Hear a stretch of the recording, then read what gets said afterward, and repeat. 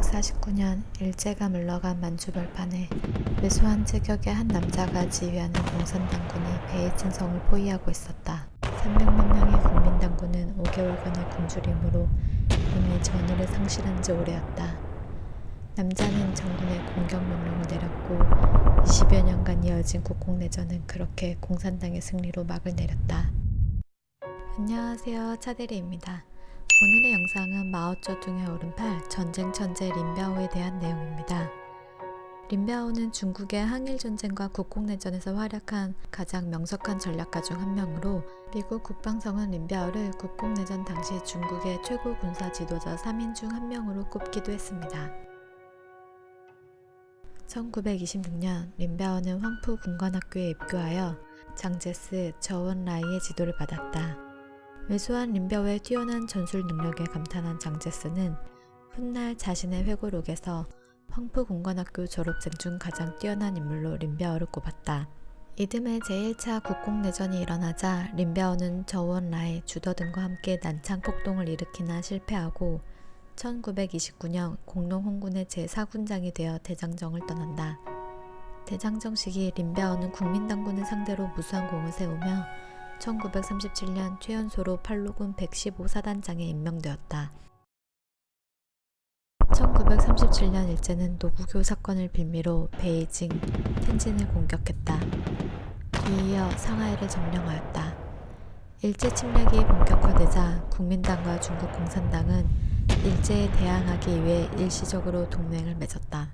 1937년 팔로군 총사령관 주더의 명령으로 린비아오는 115사단을 이끌고 팽신관 전투에 참전한다. 린비아오가 이끄는 팔로군은 지형 지물을 이용해 일본군을 공격해 격파했다. 이 전투는 화베이에서 중국 군대가 일본군을 상대로 처음으로 거둔 승리였고 대첩을 이끈 린비아오는 중국 국민의 영웅으로 떠오른다. 그런데 일본군과의 전투 중 린비아오는 아군의 오발탄으로 머리에 부상을 입게 된다. 간신히 목숨은 건졌으나 린비아오는 이 일로 인해 신경쇠약에 걸렸다. 신경쇠약 증세가 찾아올 때마다 그는 아편을 복용하여 증세를 가라앉혔는데 잦은 복용으로 인해 아편에 중독되었다. 린비아오의 건강을 염려한 마오쩌둥은 스탈린에게 도움을 청했고 1942년 린비아오는 스탈린의 도움으로 소련에서 요양을 하게 된다. 린비아오가 소련에서 요양하는 동안 소련 장성들은 린비아오의 풍부한 지식과 넓은 안목에 반하게 되는데 스탈린조차 붉은 군대 장군 15명과 린비아오를 바꾸고 싶다고 말할 정도였다. 린비아오는 소련에서 요양을 하며 아편 중독은 치료했으나 신경쇠약은 결국 치료하지 못했다. 신경쇠약으로 인해 린비아오는 물과 햇빛, 바람을 병적으로 싫어하게 된다. 산수화만 봐도 호흡이 가빠지고 식은땀을 흘리는 공황 증세를 보였다. 1945년 일제가 패망하자 이듬해 장제스는 화평교섭회담을 깨뜨리고 2차 국공내전을 일으켰다. 이에 린비아오는 제4야전군을 이끌고 만주를 공격한다. 당시 만주는 일제가 건설한 산업시설과 풍부한 자원이 있었기에 매우 중요한 지역이었다. 그러나 린비아오는 만주에서 연전연패를 하며 농촌지역으로 도망가기만 했고 이에 장제스는 국민당군 300만 명을 만주로 보내 최후의 일격을 준비한다. 하지만 이는 린비아오가 쳐놓은 거대한 함정이었다. 린비아오는 농촌을 떠들면서 농민들의 민심을 얻으며 세력을 불려나갔는데 국민당군은 자신이 점령한 도시를 지키느라 오히려 점령지에 발이 묶이게 되었다. 린비아오는 국민당군이 도시 방어에 매달리는 형국이 되자 공격을 가하기 시작했다. 린비아오는 먼저 각 도시간 연락망과 보급로를 차단하여 국민당군을 고립시켰고 린비아오의 제4야전군은 드넓은 만주를 종횡무진하며 국민당군을 각계격파해 나갔다. 린비아오는 겨우 2년 반 남짓한 기간 동안 만주를 평정했다. 만주에서의 승리를 기점으로 국민당과 공산당의 전세는 역전되었고 만주를 평정한 린비아오는 1949년 베이징을 탈환하며 20여 년간 이어진 국공내전은 공산당의 승리로 막을 내렸다. 마침내 중국 공산당은 국민당을 타이완으로 몰아내고 1949년 10월 1일 중화인민공화국을 수립했다. 전쟁 영웅 린비아오는 한밤의 학처럼 조용히 왔다 조용히 가고 싶다는 말을 하며 신경쇠약을 이유로 권력의 일선에 나서지 않았다. 건국 초창기 린비아오는 원수 계급에 올랐으나 내성적인 성격과 건강상의 이유를 들어 철저히 은둔했다. 추위와 햇볕을 싫어해 외출도 극히 자제했다.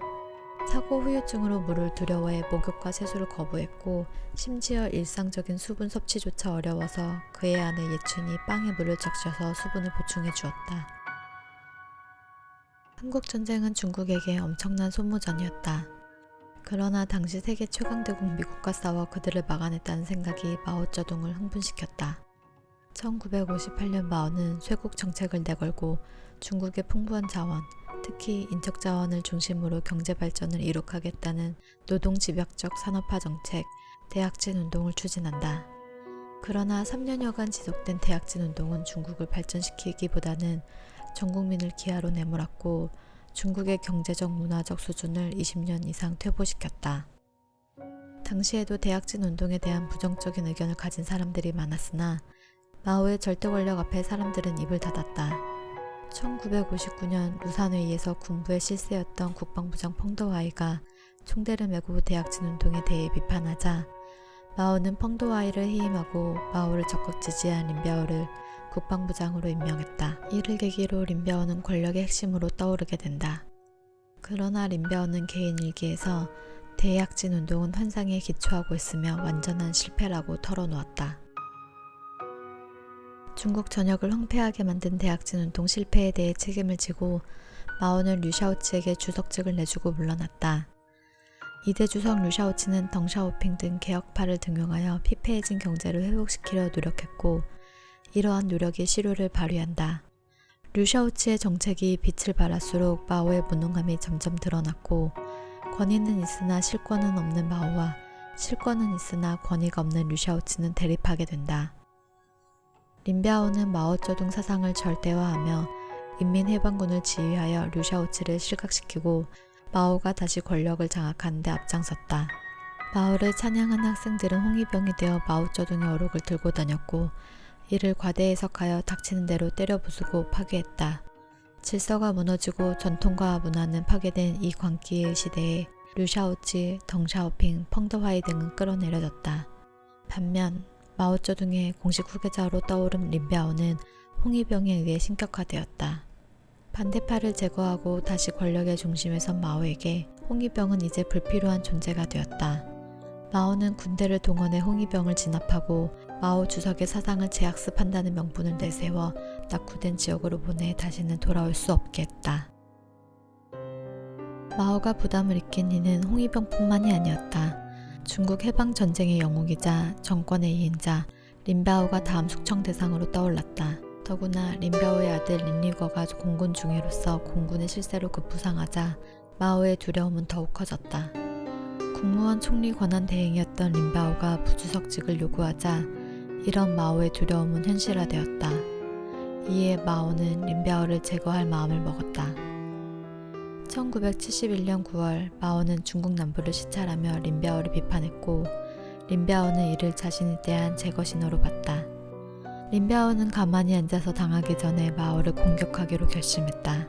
린벼오는 아들 린리거와 군부의 친린벼오 조직을 중심으로 비밀 군사 조직 연합함대를 구성하고 쿠데타를 계획하였다. 린벼오는 상하이에서 마오쩌둥 암살 및 쿠데타를 기도했으나 예상과 달리 마오가 베이징으로 빨리 복귀하는 바람에 미수에 그치고 말았고 린벼오는 소련행 망명길에 올랐다.